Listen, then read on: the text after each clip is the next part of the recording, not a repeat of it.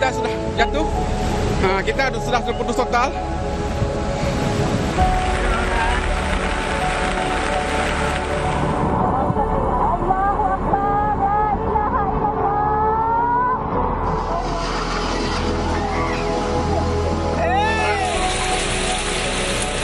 Tujuh orang meninggal dunia dan sudah ditemukan 2 orang.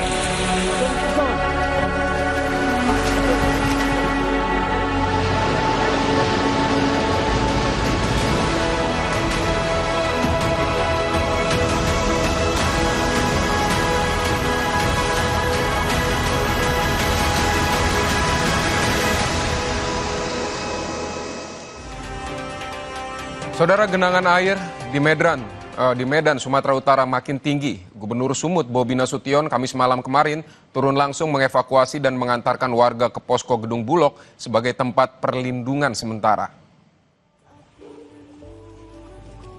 Gubernur Sumut Bobi Nasution membawa berbagai bantuan untuk korban banjir. Tak hanya membawa bantuan yang dibutuhkan warga terdampak banjir, Bobi juga turun langsung mengevakuasi warga pada Jumat dini hari hingga pukul 3:45. Warga dievakuasi karena banjir makin tinggi. Korban banjir juga diantarkan ke posko Gedung Bulog sebagai lokasi tempat perlindungan sementara.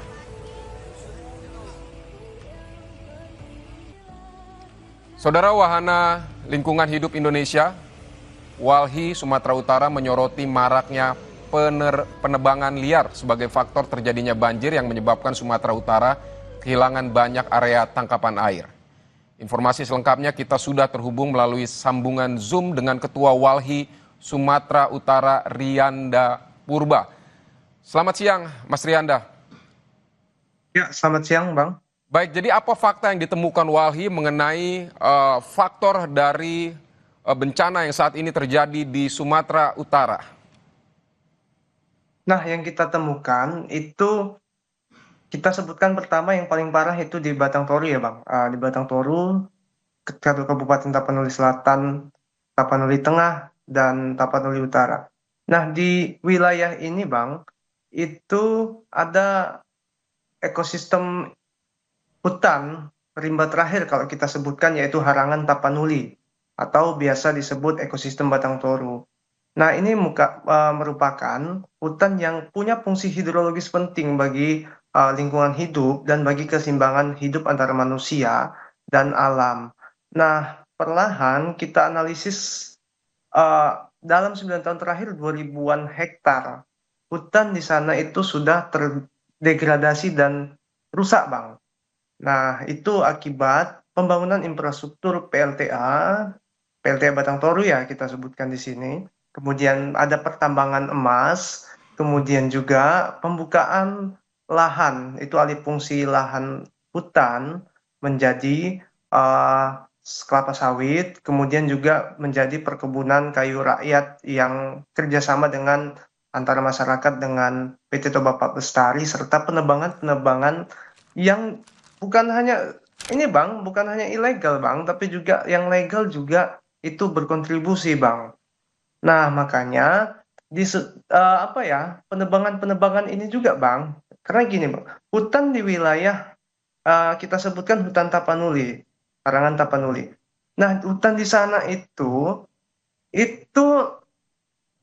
sebagian besar hutan lindung, Bang. Namun memang yang disayangkan juga, kita menyayangkan pemerintah di tahun 2014-15 itu mengecilkan kawasan hutannya, Bang. Nah, sementara banyak itu ya mengecilkan dalam arti gini, Bang. Secara status hukumnya itu bukan hutan, tapi secara fakta itu masih hutan alami. Jadi disitulah kemudian masuk pembangunan investasi dan kemudian alih fungsi, Bang. Karena dianggap itu sudah bukan hutan. Baik, dari satu kawasan hutan tersebut sehingga menyebabkan banjir di seluruh Sumatera Utara saat ini, atau seperti apa? Atau ada deforestasi misalnya di kawasan-kawasan lain juga, atau seperti apa?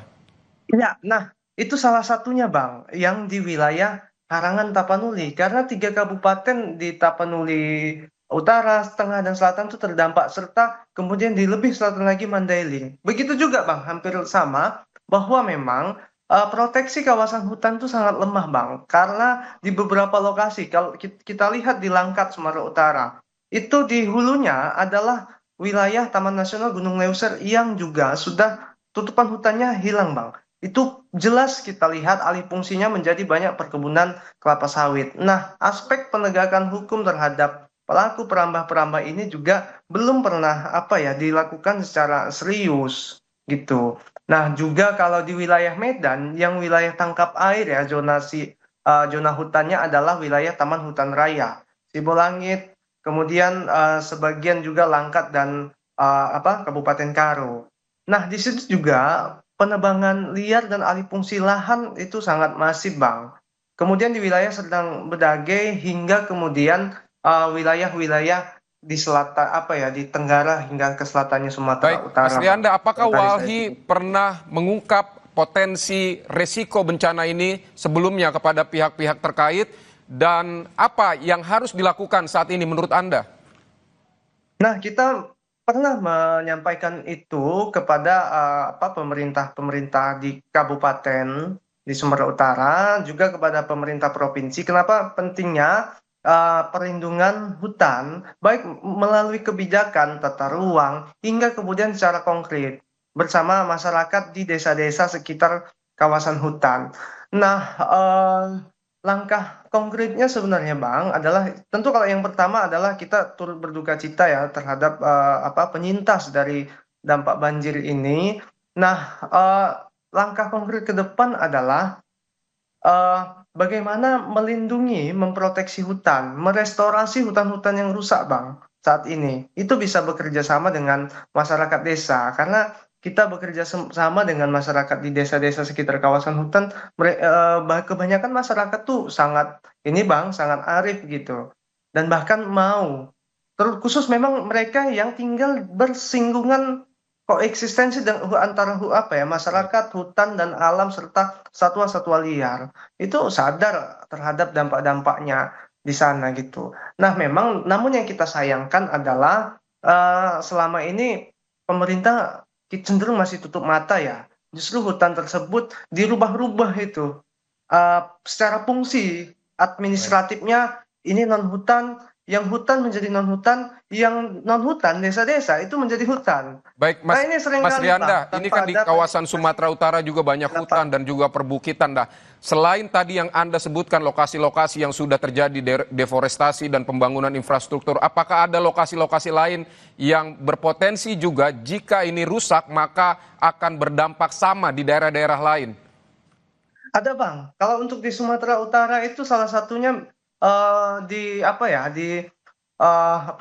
di hutan kita sebutkan termasuk masyarakat bilang itu hutan Dolok Simbolon Bang di wilayah Kabupaten Serdang Bedagai Simalungun di perbatasan itu. Nah, hutan itu biasanya hampir setiap tahun itu membanjiri wilayah Serdang Bedagai Bang, dan ini mulai terdampak. Dan kebetulan juga wilayah hilirnya adalah kampung saya, kampung halaman saya.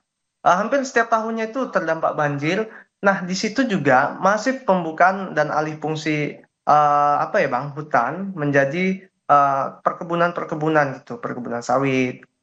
Nah, makanya paling penting adalah proteksi dan penegakan hukum untuk pelaku-pelaku perambah liarnya gitu, Bang. Baik, tapi sebenarnya gini juga, perlu juga memang proteksi hutan itu yang pertama dari kebijakan. Jangan sembarang mengganti hutan alami menjadi non hutan dan yang bukan hutan itu ditunjuk jadi Baik. hutan. Di situ masuk investasi. Saat kita sampaikan sampai saat ini pemerintah tutup mata, maka dari itu sekarang bencana ini menunjukkan jalan Baik. kebenaran. Artinya kebohongan selama ini ditutup itu muncul, Oke. dimunculkan oleh alam itu sendiri. Baik, Mas Rianda Purba, Ketua Walhi Sumatera Utara, terima kasih telah menyampaikan pandangannya untuk Kompas Siang. Semoga faktor-faktor yang Anda sebutkan juga bisa didengar sehingga tidak terulang lagi bencana seperti ini. Terima kasih Mas Rianda.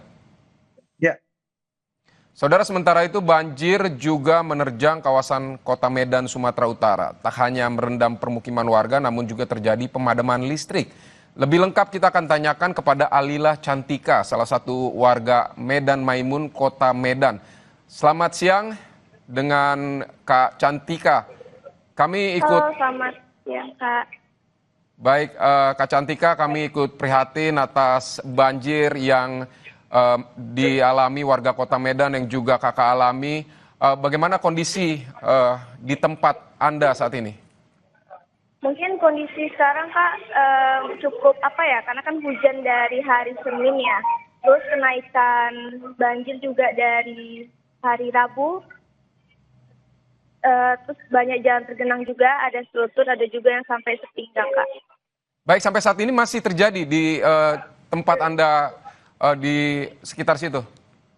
Mungkin di tempat saya Kak nggak terlalu, karena udah lumayan surut ya dari jam 10 malam tadi. Udah mulai surut, cuman nih karena tadi ada warga juga yang bilang karena hujan takutnya air naik lagi gitu Kak. Oh baik, Gubernur Sumatera Utara Bobi Nasution kan mengevakuasi warga Kota Medan ini. Apakah Anda juga sudah ikut dievakuasi di mana saat ini Anda berada? Apakah di tempat evakuasi atau seperti apa? Mungkin beberapa warga udah ngungsi ya Kak di sini yang kita bisa tengok di belakang, udah banyak yang ngungsi juga. Terus pun di sini juga ada dari hari Rabu itu udah padam Kak. Oh berarti Anda saat ini di tempat pengungsian ya, sudah aman ya? Ya di tempat pengungsian di Masjid Al-Husna Kak. Baik, sudah ada bantuan untuk Anda dan juga keluarga lain yang mengungsi di sana? Mungkin udah ada beberapa ya Kak, cuman paling yang dibutuhkan itu kayak minuman, makanan gitu. Oh ya, Terus bantuan sama apa saja yang sudah obat-obatan. masuk dan apa yang Anda butuhkan? Kayaknya masih dari warga-warga sini kayaknya Kak. Cuman kemarin ada wali kota juga datang di Koas, juga ada datang juga. Saya juga nggak terlalu tahu sih informasinya, cuman kemarin ada datang gitu. Iya baik. Pas hari Rabu kemarin. Baik, Mbak Cantika, kalau yang Anda perhatikan di sana kira-kira apa kebutuhan lain untuk warga yang dievakuasi saat ini yang sedang sangat dibutuhkan? Mungkin Kak kayak makanan, mungkin orang ini susah juga tidur kan Kak, karena kan di bawah itu kan udah surut ya, jadi tuh banyak becek gitu, lumpur-lumpur, jadi kayak masih belum bisa ditempatin rumah mereka gitu. Oh ya, Mbak Cantika bisa dijelaskan juga waktu ketika banjir besar datang itu Anda dan keluarga itu sedang apa atau bagaimana kondisinya? Kalau saya Kak, posisi lagi di rumah ya, terus tiba-tiba kan karena ini kan hujan terus menerus ya dari hari Senin.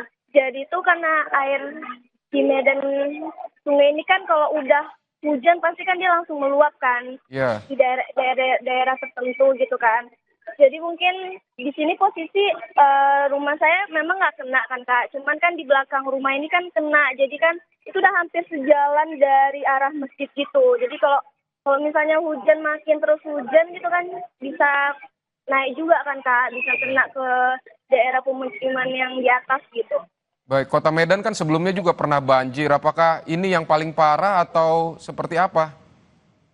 Iya Kak, ya, ini memang lumayan parah kan, karena kan di Medan kan belakangnya curah hujan kan juga naik, jadi meluap. Jadi hujan deras itu pun makin inilah hujannya gitu, jadi air pun makin naik gitu. Baik, kabarnya sempat juga ada pemadaman listrik atau apakah masih sampai sekarang ini masih ada pemadaman listrik? Iya Kak, ini pemadam listrik dari hari Rabu itu sekitar jam 7 pagi sampai sekarang kami juga belum hidup lampu kami. Jadi beberapa warga ngecas HP itu di warkop dekat rumah gitu. Baik, Mbak Cantika, jika saat ini pemerintah terkait dari pemerintah provinsi maupun pemerintah pusat sedang mendengarkan dialog kita, apa kira-kira yang akan atau yang ingin Anda sampaikan? Mungkin kalau bisa dipercepat aja lah Pak, soalnya kan kasihan juga kan warga-warga di sini kan, rumahnya juga terendam, karena kan kawasan di sini suka banjir kan. Mungkin penanaman hutan kayak pohon-pohon gitulah lebih dibanyain lagi supaya kita kan terhindar dari banjir juga gitu. Baik, Mbak Cantika, terima kasih untuk waktu Anda di Kompas Siang. Kami ikut berharap agar Anda dan seluruh warga Kota Medan tetap dalam keadaan sehat dan tabah dalam menghadapi musibah ini. Amin Kak, makasih juga. Maaf Kak kalau ada yang kurang dari cara saya nyampaikan. Baik, terima kasih Mbak Cantika. Saudara, hujan intensitas tinggi yang terus melanda Kota Padang, Sumatera Barat kembali memicu banjir susulan di beberapa titik. Tingginya intensitas debit air sungai juga membuat beberapa akses jembatan ditutup.